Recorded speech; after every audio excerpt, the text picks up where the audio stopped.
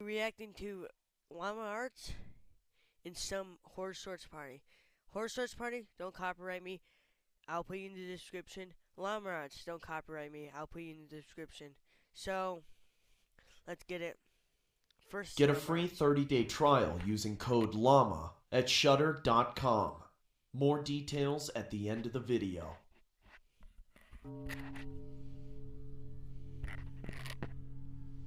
This happened when I was 17 years old. It's been nearly 2 years since my girlfriend broke up with me, and I was very chewed up about it on the inside.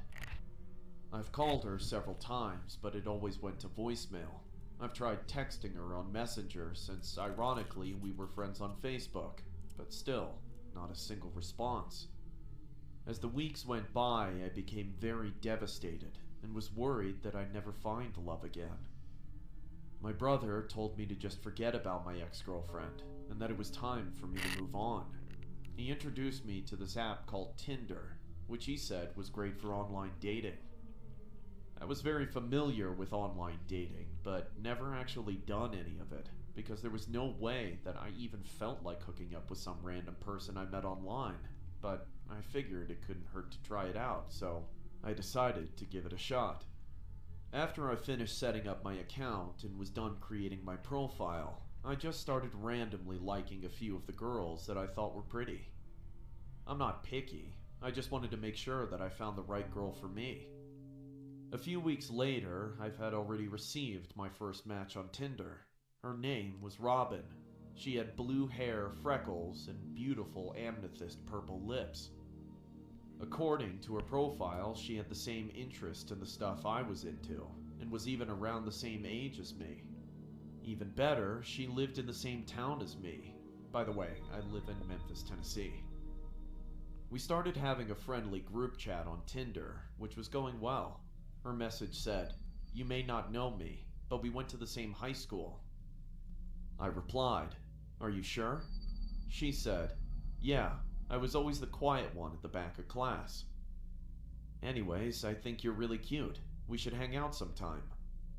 I agreed and asked her to where she wanted to hang out, where to meet her, and what time I should be there. She said we'd hang out at her place and meet her at the park tomorrow night at around 9 p.m. I accepted. I got to the park that night at around 9 p.m. sharp. I didn't call her because I didn't want to sound too desperate. Some time passed and I finally decided to call her to no response. I also tried texting her to no avail as well. It was around 9:30 p.m. There was still no sign of her and I was beginning to grow impatient. I was starting to think that maybe she wasn't going to show up at all. I sighed and said, "I knew this was too good to be true. She's not even here yet. Screw it. I'm going home. I can't believe I came out here this late for nothing." Oh well, so much for online dating. I was about to start my walk home when suddenly I saw a black convertible pull up to my location. The car stopped right in front of me, and the window rolled down, revealing a creepy-looking old man who was probably in his mid-30s. He gazed at me with a weird smile and asked, "You going somewhere, kid?" I responded, "Yeah, I'm just headed home." He asked me why I was out there this late, and told him that I was supposed to meet someone, but it seemed like she wasn't going to show up. He said, "Oh, you must be waiting for my daughter." The man, by the name of Jeff, introduced himself to me as Robin's father, and said that Robin has told him a lot about me. He told me that Robin couldn't meet me at the park because she remembered that was the night she had to go to a slumber party with her friends, and she forgot to cancel. He told me she wouldn't be home till 11 o'clock, and that's when I knew my night was a bust. He apologized and offered to give me a ride home. I knew it was going to take too long for me to walk, so I accepted. It was going to be a long drive, but luckily I knew all the shortcuts to my house. I told him where I lived and how to get there as I got into the car. After a few minutes, I was feeling tired from being out so late, so I closed my eyes for just a few short seconds and dozed off. Not long afterward, I awoke. Feeling a little drowsy, I rubbed my eyes and realized that I was still in the car. I asked the man where we were, as this wasn't the usual route to my house. He said, "Relax, kid, this is a shortcut. We're almost there." I asked where we were going, and then he looked at me with some sinister grin on his face and just chuckled. I felt my heart almost explode out of my chest as he did that. I looked down and saw a handgun sticking out of his jacket pocket. I put two and two together and realized what was happening. I told him, "Let me out now!" He responded, "No." Then, he put his foot on the accelerator, speeding up the car. I tried to get out, but he had already put the child lock on. It seemed hopeless. I was trapped. There was no way out. To make matters worse, we were driving through a forest area with no cell service. I couldn't even call for help. But I just had to get out. As soon as the car started to slow down, I stabbed him in his shoulder with a pocket knife that I found on the floor.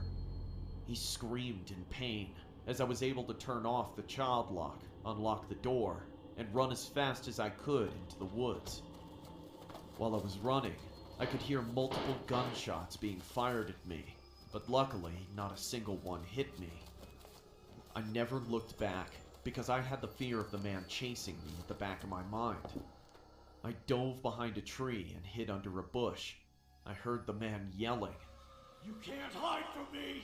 I will find you!" I covered my mouth with my hands and held my breath, trying not to make a sound. Everything was silent for a while, until I saw the man was looking for me with a flashlight. He flashed it past me multiple times. When I heard his footsteps going deeper into the woods, that's when I knew the coast was clear. I ran, using the flashlight on my phone to help navigate me through the dark and scary woods. In hindsight, I knew that was a stupid move considering the situation. I could hear the leaves crunching and the twigs snapping as I ran, which would also easily give away my position. When the crunching and snapping got louder, I looked behind me and my heart dropped when I saw that the man was chasing me. I ran as fast as I could with the man hot on my tail, firing every single last live round he had in his gun, but thankfully the shots missed again. "There's nowhere for you to hide," he said. I thought I was going to die, until I heard the man trip over something, and I was able to get away unharmed. I kept running until I was out of the woods and back onto the road. Looking behind me then, he was nowhere to be seen, which means I'd lost him.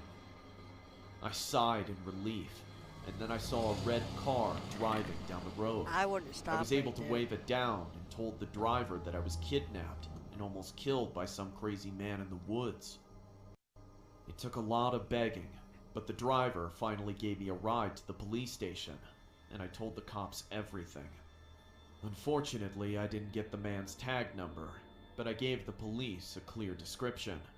After the police had run a search, they told me that he didn't even have a daughter, and that they've been trying to catch this guy for months. As it turns out, he's wanted in several countries for the kidnappings of multiple teenagers and young men. How I managed to escape him is a miracle. The officers kindly gave me a ride home, and I didn't tell anyone what happened except my brother. The man was never found, nor was he ever caught, and they say he's still out there, even to this day, which scares me the most. What's even worse is that I stupidly gave him my address, so who knows if he might try to kidnap me again. Needless to say, my days of using Tinder weren't over after that. The whole incident just made me a lot more cautious from there on out.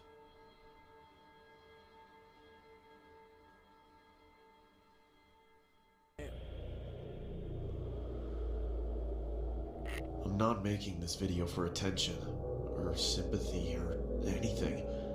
I just want anyone who can help me to do that. My name's Daniel, and this is a story I wish I didn't have to tell. I've been a night owl my entire life. As a teen, I used to stay up way past midnight every night, watching terrifying videos on YouTube. I know now they were nothing compared to the horrors of the real world. Nothing compared to the tragedy my family and I went through. The story I'm going to tell to you now. My parents, being teachers, had always emphasized the importance of sleeping well to me and would definitely disapprove of my late night routine. So I knew that if they'd caught me up at that time, I'd be in big trouble. At first, this wasn't a problem, but after I told them about a child predator in our neighborhood that I'd seen in one of my videos, they seemed to grow more and more paranoid, which was obviously understandable. Every night, I'd hear one of them wandering into my room, checking on me, and every night, I'd immediately turn off my light and pretend to be asleep.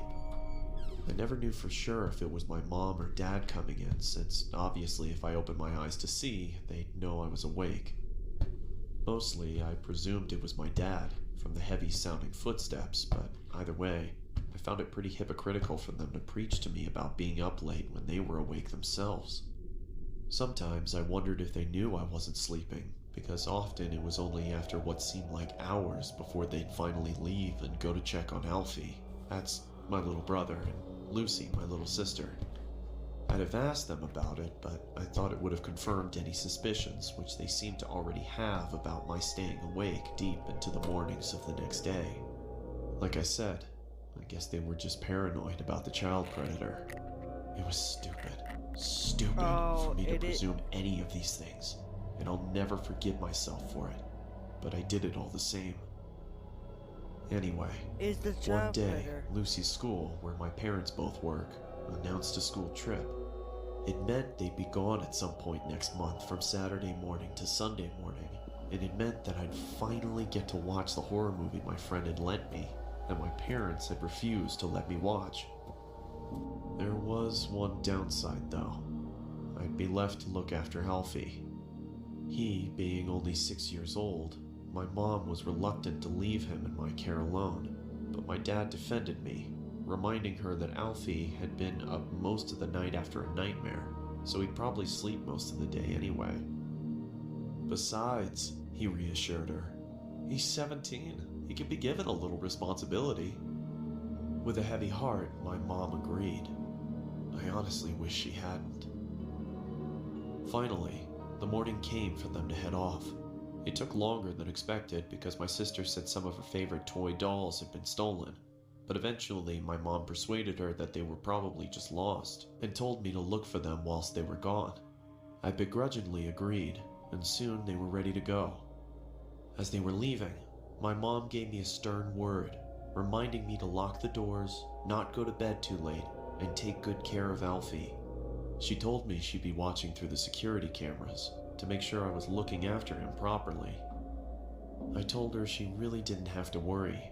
Then we said our goodbyes, and they were off.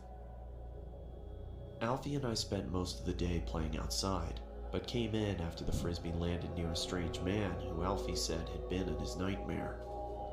I told him that was ridiculous, because even if he somehow was in his dream, he wouldn't be able to remember. Anyway, I went by myself to get it, and I have to admit that the man was fairly creepy.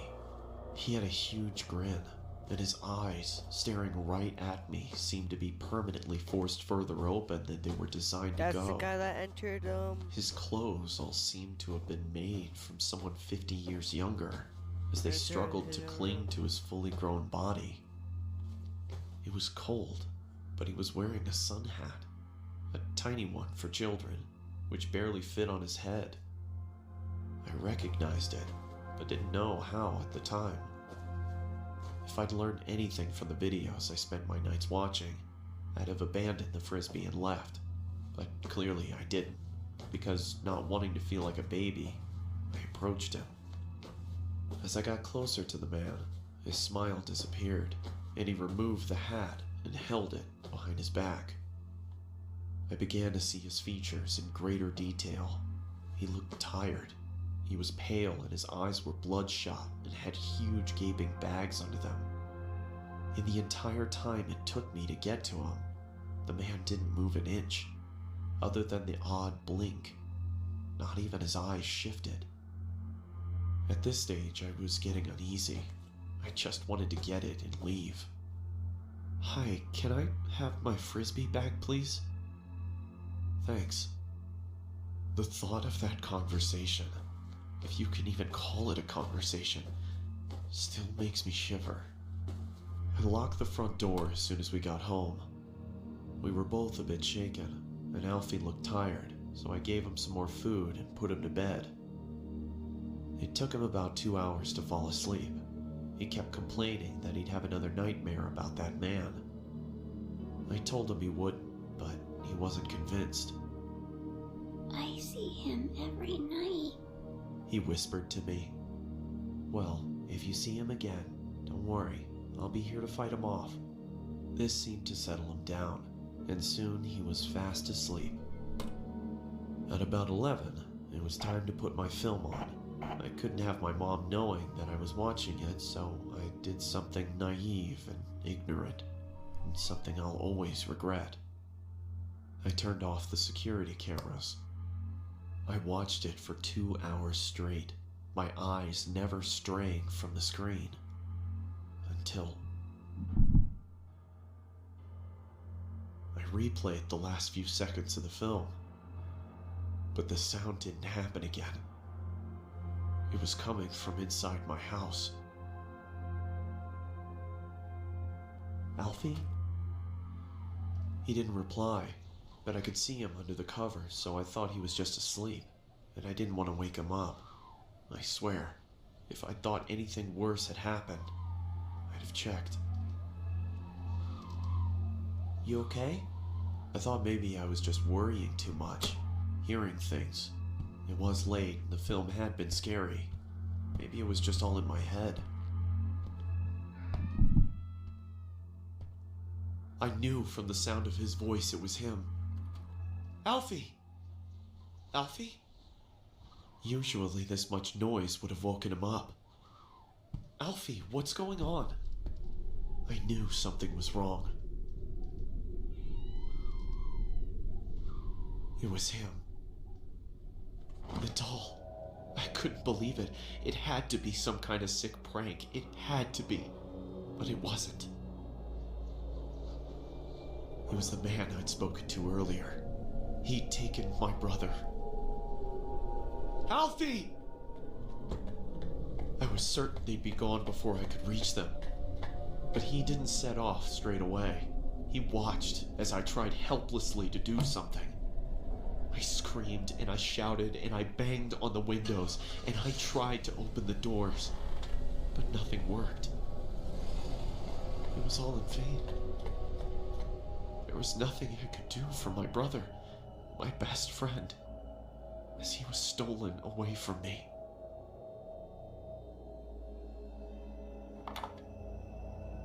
It was too late for the police to do anything. It was too late for anybody to do anything. He was gone, and in time, I'd have to come to accept that.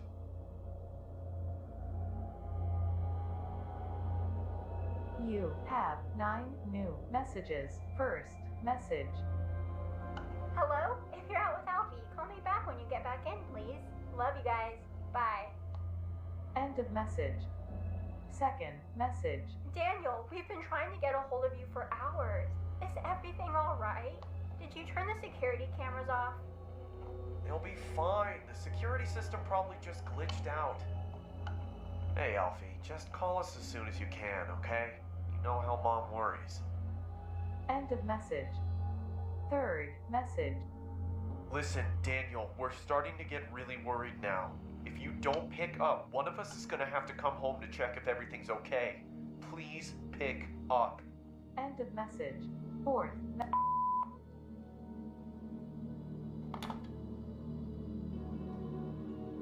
Daniel, are you okay? Daniel! What's happened? Please answer! I couldn't bear to tell them anything. That was 7 years ago. We never found him. When I asked my parents if they'd seen anything at all of this man whilst they checked on us during the night, they only looked at me, concerned and confused. What do you mean? They asked. I could only stare at them in horror. Every night, around 2, you'd come and check on Alfie, Lucy, and me to see if we were sleeping. Daniel? They told me. No, we didn't.